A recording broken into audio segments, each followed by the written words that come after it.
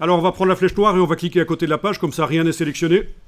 Sinon, en allant double-cliquer sur le style, on risque d'appliquer le style sur tout le bloc qui est sélectionné, c'est-à-dire que les sous-titres vont devenir corps du texte.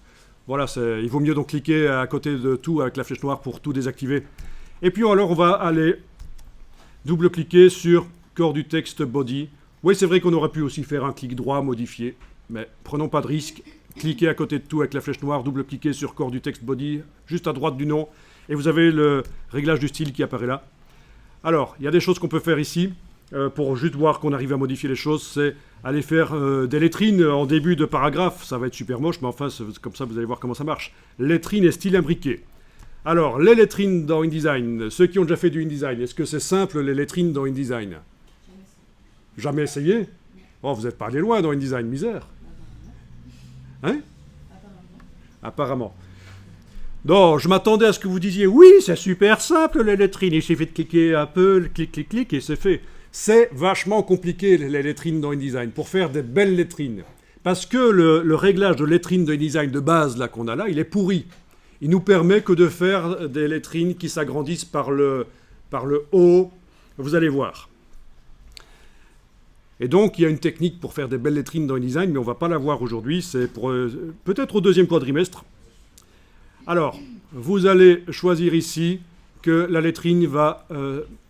Ben d'abord, vous voyez ce que c'est une lettrine? Non. Les lettrines, ce n'est pas les endroits dans la ville où on va faire pipi. Ça, c'est les latrines. Hein? Attention, ce n'est pas la même chose. Alors ici, dans Google, j'ai juste tapé lettrine. En anglais, ça s'appelle drop cap, je pense. Donc, je dis ça parce que dans Google, en général, on trouve plus de choses en anglais. Et vous avez des manuscrits moyenâgeux ici. Hein? Voilà. Ne lisez pas, c'est le Kama Sutra du moine. Je rigole. Alors, vous avez ici la première lettre qui est enluminée. Ben voilà, c'est ça une lettrine. Sauf que là, la lettrine, c'est une grande lettre, hein, la première lettre du premier mot. Et elle redescend dans le paragraphe. Et bien justement, ça, pour arriver à faire ça dans InDesign, non, c'est pour arriver à la faire sortir, justement. Je pense que, si je me souviens bien, ça va faire comme ça dans InDesign. Et si je veux la faire sortir en dehors du paragraphe, c'est là que ça commence à se compliquer. On va tester, parce que je ne me souviens plus exactement la lettrine. Là, j'ai comme un trou de mémoire. Alors, vous allez enclencher la case aperçue en bas à gauche de la modification du style corps du texte. Et on va augmenter le nombre de lignes, justement, oui, de lignes. Voilà, 2 lignes, voilà. OK. Oui, c'est ça, ça rentre dans le paragraphe. Voilà. Et si je décide que je veux la faire dépasser en dehors du bloc de paragraphe, c'est là qu'il faut jouer avec des styles imbriqués.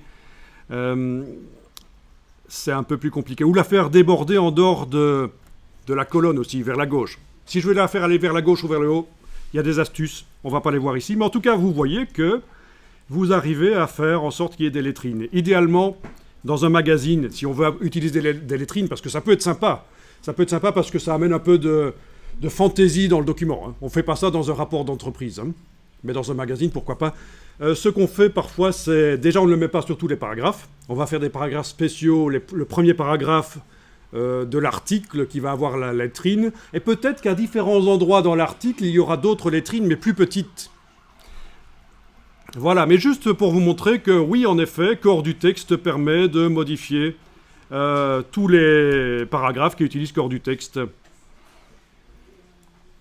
Voilà, on va annuler parce qu'on ne veut pas faire ça, hein, mais c'était juste un petit test pour que ceux qui ne connaissaient pas encore les styles puissent comprendre que ça modifie dans tout le document. On n'a pas été vérifié, mais c'est dans tout le document, normalement, qu'il y avait des lettrines sur ces paragraphes corps du texte.